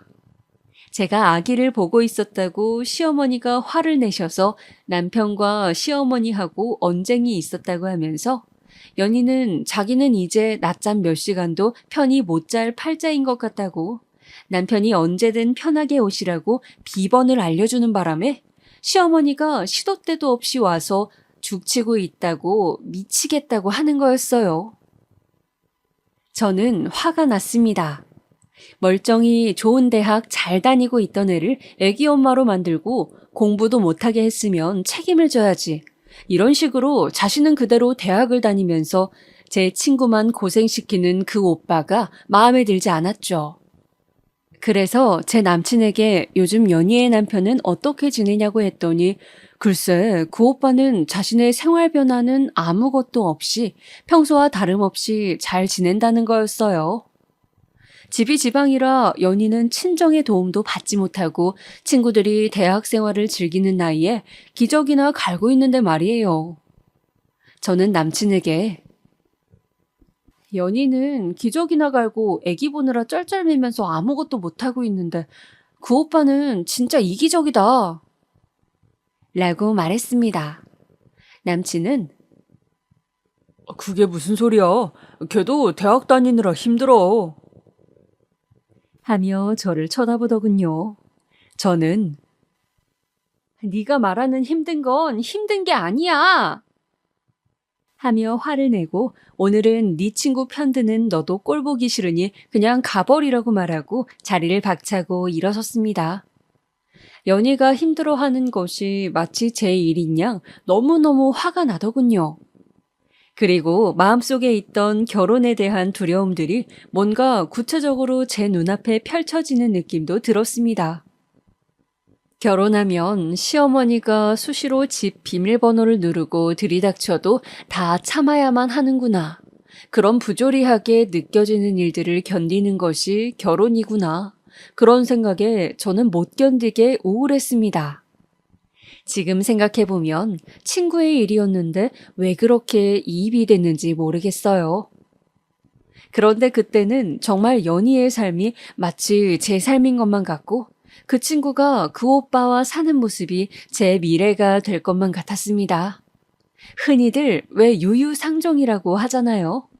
절친한 친구끼리 사고방식이나 사는 모습도 비슷할 것만 같다는 생각을 한 것 같습니다.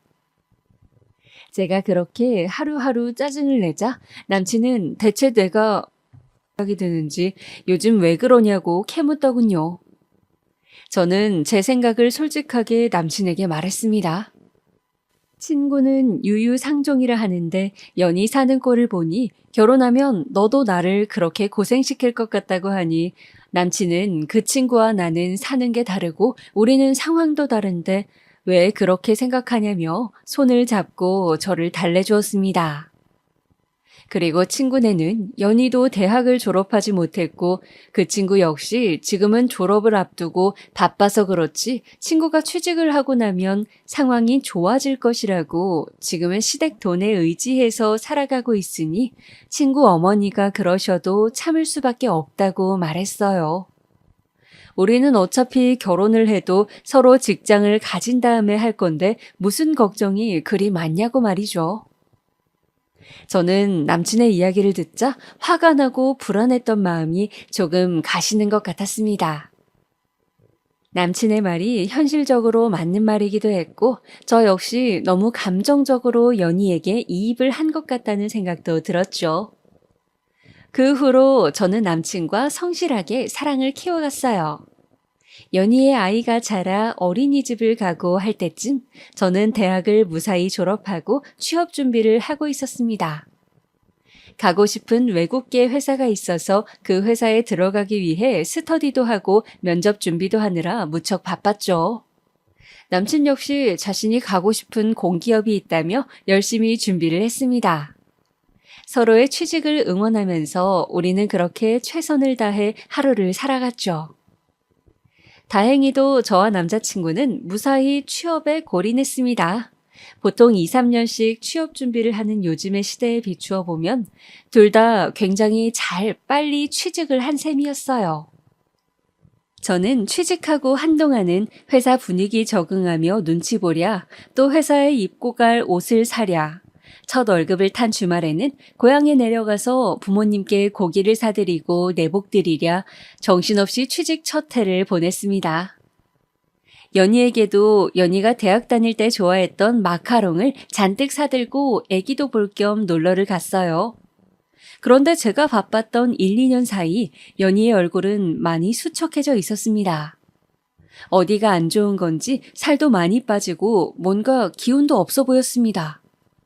제가 좋아하던 항상 밝고 긍정적이던 연희의 모습이 아니었어요. 저는 마카롱을 먹다가 연희에게 물었습니다. 연희야, 요새 무슨 일 있어? 아니야. 일은 무슨. 애 키우느라 힘들어서 그렇지. 혹시 무슨 일 있으면 나한테는 이야기해도 돼. 누구한테도 말 안 할게. 마음에 걱정이 있으면 얼굴이 어두워 보이잖아. 너 지금 얼굴이 너무 안 좋은 것 같아, 연희야. 그게... 저기, 남편이 여자가 있는 것 같아. 뭐라고? 그게 무슨 소리야? 그렇게 연희는 저에게 남편이 여자가 있는 것 같다고 채팅창을 우연히 보게 되었는데 그 여자랑 반말로 오늘 언제 올 거냐는 둥, 보고 싶다는 둥 그런 말들을 주고받고 있었고 혼자 몰래 알아보니 구체적인 증거가 없으면 바람핀다는 심증이 있어도 인정받기 힘들다고 해서 지금 어떻게 해야 할지 혼란스러운 상태라고 했습니다. 저는 일단은 좀 더 지켜보라고 혹시 모르니 계속 찜찜한 마음이 들거든 증거를 수집해야 된다고 말했죠.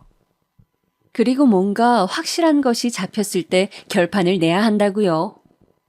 저는 연희의 손을 꼭 잡고 무슨 일이 있고 혼자 하기 힘들면 나한테 꼭 이야기하라고 했습니다. 힘든 걸 혼자 견디지 말고 이럴 때 친구를 써먹으라고 말이죠.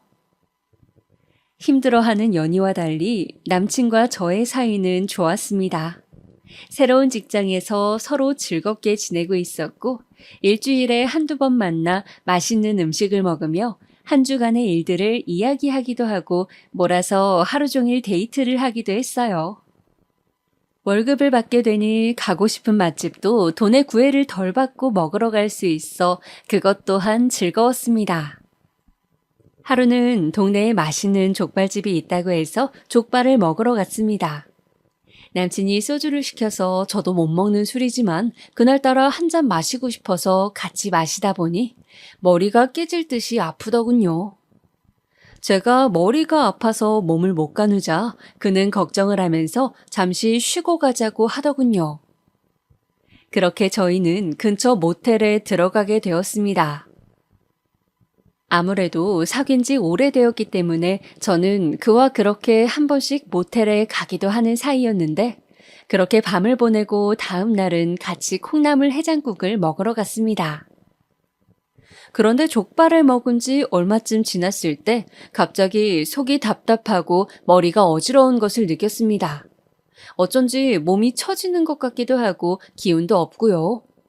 그러고 보니 이번 달 생리를 건너뛰었다는 게 번뜩 생각이 나더군요. 등에서 식은땀이 흘렀습니다. 깜짝 놀라서 근처 약국으로 뛰어가 임신 테스트기를 해보니 아니나 다를까 도줄이었습니다. 저는 어떻게 해야 할지 갈팡질팡 하다가 일단 근처 산부인과로 달려갔어요. 초음파를 해보니 임신 6주더군요. 초기라서 조심해야 한다고 했습니다. 저는 그 길로 당시 남자친구에게 전화를 해서 임신 소식을 말했고 그 사람은 아기를 떠나보낼 수는 없다고 하면서 저에게 청혼을 했습니다. 그렇게 우리는 흔히들 말하는 속도 위반으로 결혼을 하게 되었습니다. 비록 임신해서 하는 결혼이었지만 저는 일생에 한 번뿐인 결혼인데 제가 생각하는 느낌의 결혼식을 하고 싶어 열심히 알아봤습니다. 저는 5월의 신부가 되고 싶었어요. 그리고 가든 파티 느낌이 나는 결혼을 하고 싶었죠. 그러기 위해서는 야외 식장이 필요했습니다. 생화도 아주 많이 필요했고 정원이 있는 결혼식장을 찾아야 했고 혹시 결혼식장이 아니라 장소를 대여한다면 야외 출장 뷔페도 알아봐야 했죠. 혼자 품을 팔다가 도저히 안 돼서 웨딩 플래너와 열심히 상담하며 식장도 잡고 웨딩 촬영도 하면서 특별한 결혼식이 될 수 있도록 애썼죠. 양쪽 직장 동료들과 친구들, 그리고 가족들 축복을 받으며 결혼했고, 동양의 하와이라고 불리는 일본 오키나와로 신혼여행도 다녀왔습니다. 오키나와는 미군 주둔지여서 스테이크가 유명했는데, 아직도 거기 가서 남친에서 남편이 된 것을 축하하면서 둘이서 남편은 맥주에 스테이크를, 저는 주스와 스테이크를 먹었던 것이 눈에 아른거릴 만큼 저에게는 행복한 기억입니다. 날씨도 좋았고 분위기도 좋았고 모든 것이 행복했어요. 해변에서 수영을 하는데 그 순간 얼마나 행복한지. 이 사람과 살면서 항상 이런 기분으로 살 수 있다면 정말 좋겠다. 그런 생각도 들었습니다.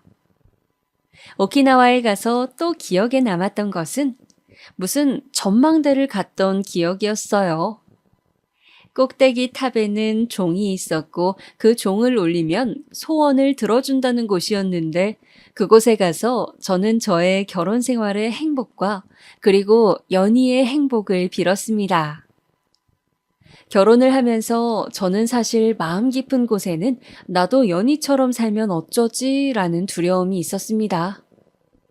연희 남편이 그렇게 연희를 고생시키는 것만큼 제 남편 역시 친한 친구이기 때문에 그럴 수 있다는 두려움이 여전히 있었거든요. 그러나 저의 그런 걱정을 비웃기라도 하듯 남편은 신혼여행 내내 저에게 잘해주었습니다. 제가 좋아한다고 했던 열대과일을 호텔로 잔뜩 사다 놓기도 하고 또 제가 사고 싶어 했던 수영복 브랜드를 아울렛에서 세일하는 걸 봤다며 수영복을 사주기도 했죠. 그렇게 일주일의 꿈 같은 신혼여행을 마치고 우리는 새로 마련한 신혼집 아파트로 향했습니다. 신혼집을 얻을 때 사실 우리 부부는 고민이 많았어요. 둘 다 사회 초년생이어서 큰 돈이 없었고 그래도 빌라보다는 아파트로 가고 싶은 욕심도 있었기 때문이었죠. 다행히 둘 다 신용도도 좋고 직장도 나쁘지 않아서 대출을 받고 그렇게 20평대 아파트 전세를 얻을 수 있었습니다. 저는 당시 인테리어에 관심이 많았기 때문에 북유럽풍으로 집을 꾸미고 싶었어요. 그래서 벽지를 모두 화이트로 바꾸고 푸른색의 큰 식물을 놓고 소파나 의자의 톤은 밝은 베이지 톤으로 통일했죠.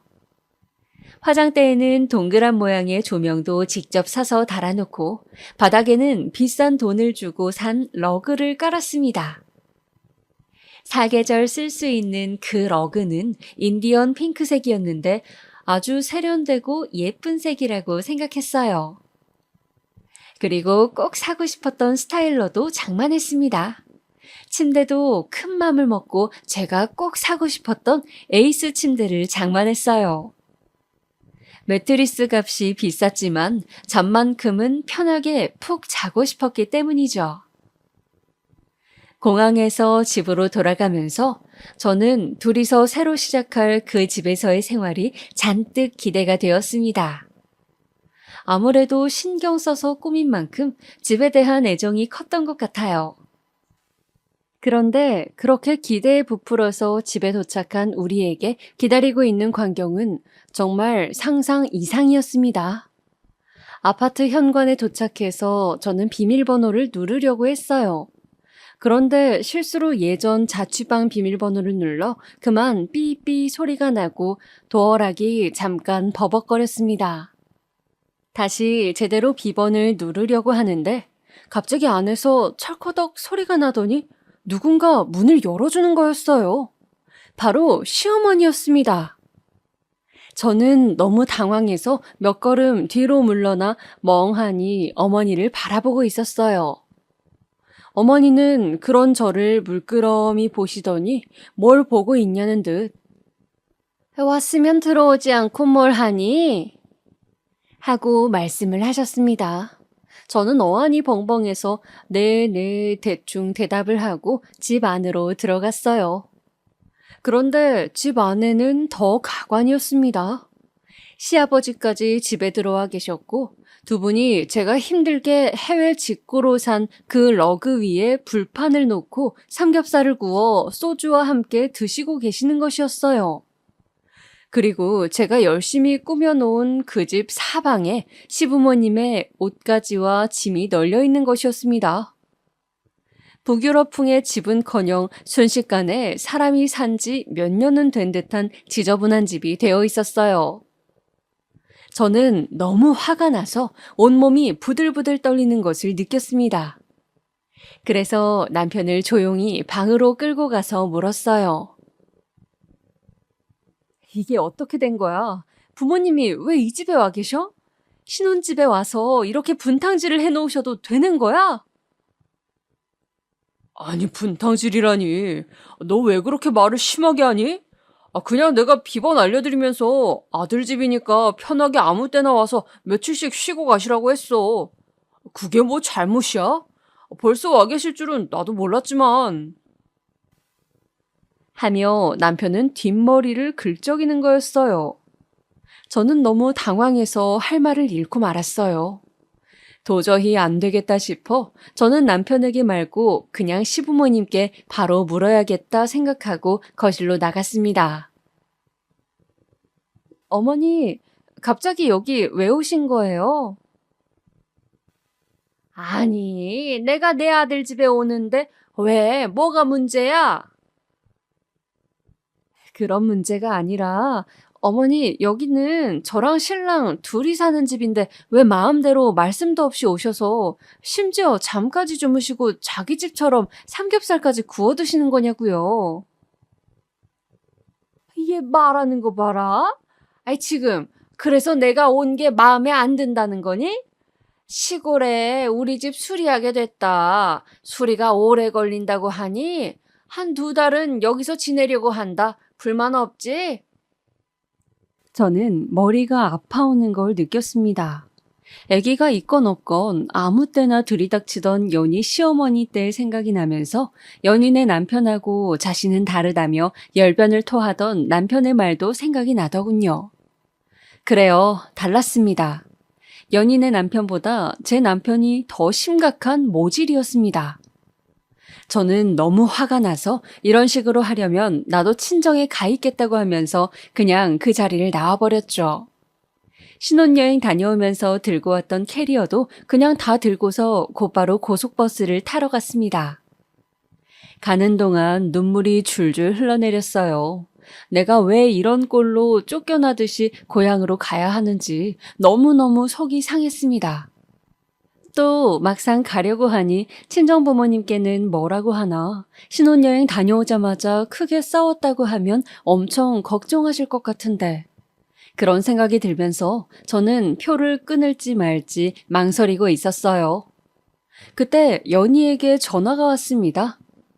저는 연희에게 어떻게 할지 이야기라도 해봐야겠다 싶어 얼른 전화를 받았죠. 연희는 제 남편이 화가 나서 자기 남편한테 전화를 걸어 막 소리를 지르며 하소연을 했다고 하며 자신이 조용한 곳을 알고 있으니 거기서 며칠 지내라고 주소를 알려주었습니다. 그리고 자신도 곧 1시간 안에 거기로 갈 테니 기다리라고 하더군요. 안 그래도 할 이야기가 있었다고 하면서요. 연희가 알려준 곳은 도심 외곽지에 있는 조용한 신축 빌라 건물이었습니다. 저는 이런 곳을 연희가 어떻게 알았으며 내가 여기 있어도 되는 곳인지 걱정도 되고 궁금하기도 했어요. 형편이 빠듯한 것으로 알고 있었는데 친척 집이라도 되는 건가 생각을 하면서 연희를 기다렸습니다. 그렇게 1시간쯤 지났을까? 띠리릭 문이 열리면서 연희가 들어오더군요. 평일 낮이라 아기는 어린이집에 있다고 하면서 연희는 우리 둘이 오붓하게 보는 거 오랜만이지? 하며 미소를 지었습니다. 어둡고 수척했던 지난번보다는 나아 보이는 얼굴이었습니다. 눈빛에 생기가 돌고 있었거든요. 저는 연희에게 눈물 범벅이 된 얼굴로 인사를 했습니다. 연희는 그런 제 모습이 짠해 보였던지 제 등을 토닥여주면서 오늘 아주 할 이야기가 많다고 했어요. 자신도 많이 고민했지만 그래도 할 말을 해야겠다고 하면서 저에게 마음 단단히 먹고 자신의 이야기를 들으라고 하더군요. 그리고 연희는 경악할 만한 이야기를 시작했습니다. 연희의 남편과 제 남편의 진짜 민낯에 대한 충격적인 이야기였습니다. 연주야, 나 있잖아. 진짜 오래 고민했어. 아기를 가진 너에게 너무 힘든 이야기가 될 것 같아서 이 말을 해야 하나 정말 고민을 많이 했단다. 그런데 너라도 나처럼은 살지 말아야 한다는 그런 생각이 들더라. 이 말을 듣고 네가 나와 같은 선택을 하든 그렇지 않든 나는 상관없어. 네가 네 남편을 택하고 나와 안 보고 살겠다고 해도 괜찮아. 그래도 너도 진실을 알고 선택하는 것이 나는 중요하다고 생각하니까. 대체 무슨 일이길래 이렇게 말이 길어? 사람 불안하게. 얼른 이야기해봐. 너 저번에 내가 너한테 남편이 여자가 있는 것 같다고 말한 거 기억나지? 그게 사실이었어. 네가 그때 나한테 증거를 잡으라고 말했잖아? 그래서 내가 뒤도 밟아보고 몰래 핸드폰도 열어보면서 그렇게 증거를 더 수집했는데 글쎄, 네 남편하고 내 남편이 둘이 아직도 총각 행세를 하고 다니면서 같이 여자들을 만나고 있더라고. 저는 순간 너무 충격을 받아서 머리가 아픈 것을 느꼈습니다. 뭔가 식은땀이 나는 것 같기도 했어요. 제 귀로 들었지만 지금 들은 이야기를 믿을 수가 없었습니다. 제 친구가 도대체 무슨 말을 하는 것일까요? 놀랐지. 이런 이야기를 하게 돼서 미안해. 그렇지만 이제 막 결혼식을 했는데 나는 넌 아직 늦지 않았다고 본다. 지금이 탈출할 마지막 기회야. 저 새끼들 진짜 악질들이야. 여자를 수시로 바꾸고 남자들끼리만 보는 적이 없고 둘이 어울려서 유흥업소도 다니고 노래방 도우미까지 부르고 난리도 아니더라고. 저는 갑자기 배가 땡겨오는 것 같았습니다. 아직 조심해야 할 시기라고 했는데 기분 탓인지 배가 쿡쿡 쑤시는 것 같았어요. 그리고 너네 어머니 오늘 들이닥치신 거 그거 남편이 아마도 그렇게 해도 된다고 한 걸 거야.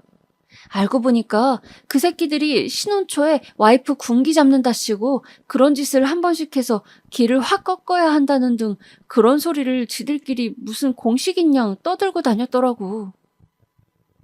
하, 어이가 없었습니다. 저는 정말 제 남편이 그랬다는 게 믿기지가 않아 몇 번이고 네가 잘못 안 것은 아니냐고 물어봤습니다. 그러나 연희는 단호하게 말하더군요. 모든 사실을 나도 부정하고 싶었지만 걔들은 그런 저질 쓰레기들이 맞아. 그리고 그런 데 가서 여자랑 노는 거에 맛 끌린 애들은 결국 그거 못 고쳐. 사람 고쳐 쓰는 거 아니라는 말 너도 알지? 이 집 사실 내가 애기 키우면서 동네 카페도 나가고 소일거리 하며 재택 알바도 하면서 모은 돈으로 겨우 월세 얻은 내 오피스텔이야. 얼른 이혼하고 여기 나와서 아이랑 함께 평화롭게 지내고 싶어.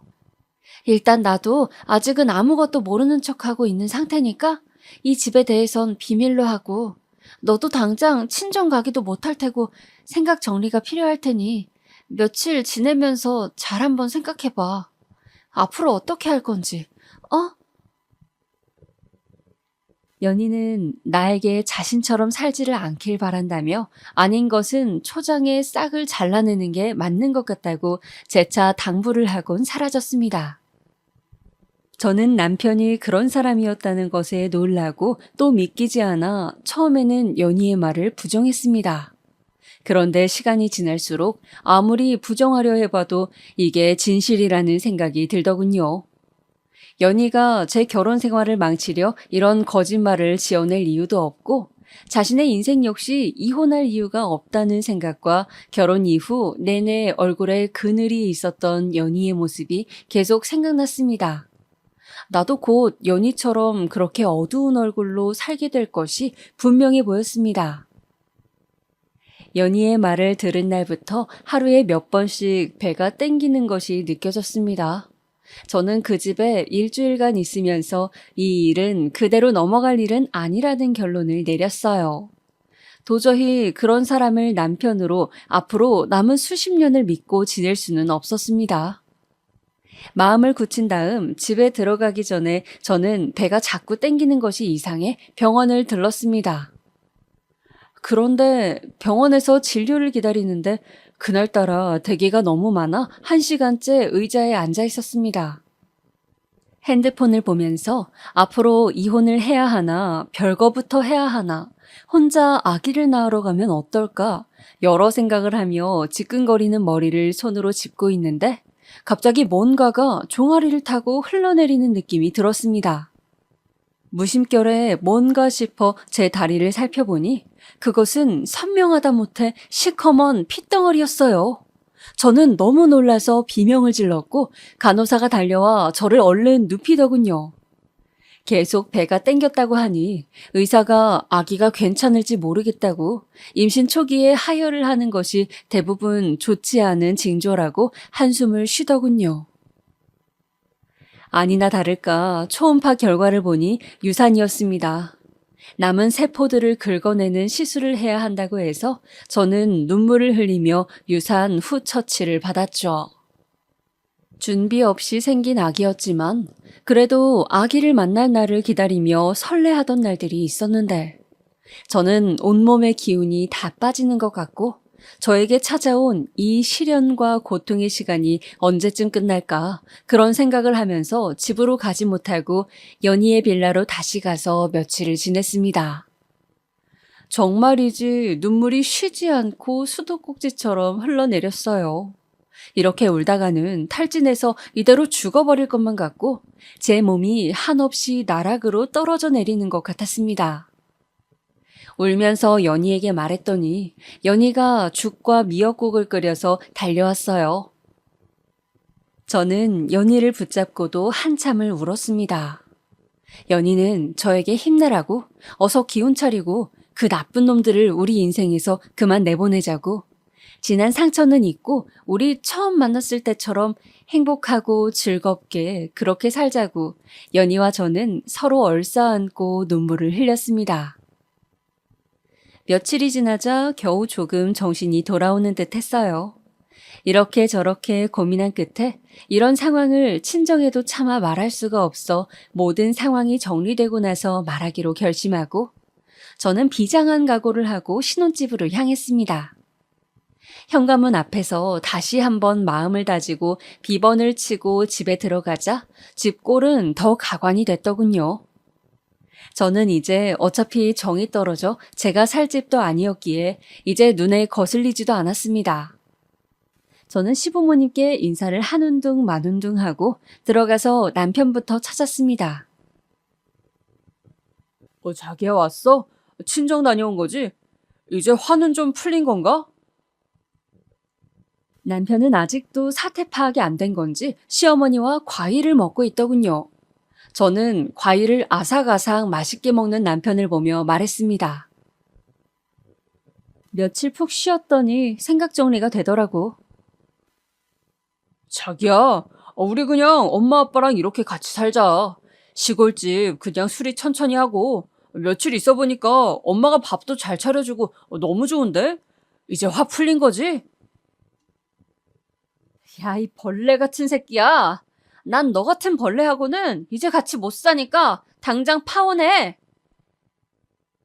저는 힘껏 소리를 질렀습니다. 뭐라고?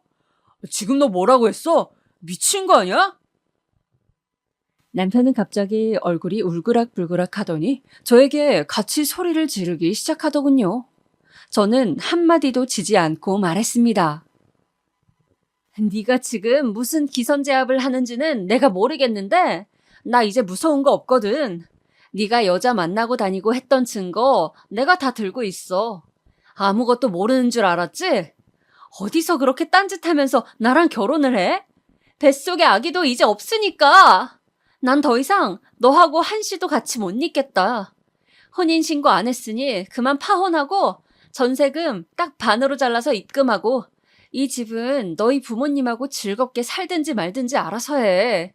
전세금 절반 내 계좌로 한 달 안에 안 보내면 내가 가지고 있는 증거들로 이혼 소송 진행할 거니까 그렇게 알아. 말을 마친 저는 당장 필요한 제 짐들을 다 싸서 그냥 집을 나와버렸습니다. 남편은 멍하니 그 자리에 서 있었고 시모와 시부 역시 영문을 몰라 우두커니 서 계시더군요. 저는 이제 저 벌레 같은 인간하고 엮이지 않아도 된다는 것에 홀가분했습니다. 그렇게 저는 겨우 지옥문 앞에서 제 삶을 지켜내고 다시 저를 찾을 수 있었죠. 비록 그 과정에서 제 아기가 하늘나라로 떠나게 되었지만 말이죠.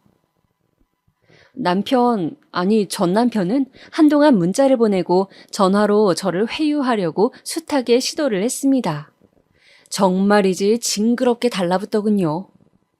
그래서 제가 알고 있는 여자들과 놀았던 증거들을 한두 개 폰으로 보내주면서 내가 소송을 제기하면 어떻게 되는지, 회사에 이 사진들을 뿌리면 네가 어떤 망신을 겪게 될지 잘 생각해보라고 했습니다. 그리고 한 달 안에 전세금 보내지 않으면 말한 대로 진행하겠다고 재차 경고를 했죠.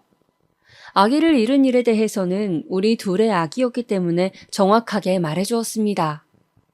네가 어떤 인간인지 알게 되고 나서 충격으로 하혈을 하고 유산을 해버렸다고. 남편은 그 말을 듣더니 할 말이 없는지 아무 말도 없이 전화를 끊더군요. 그리고 한 달이 다 되어가던 시점에 전세금의 절반을 제 계좌로 보내왔습니다.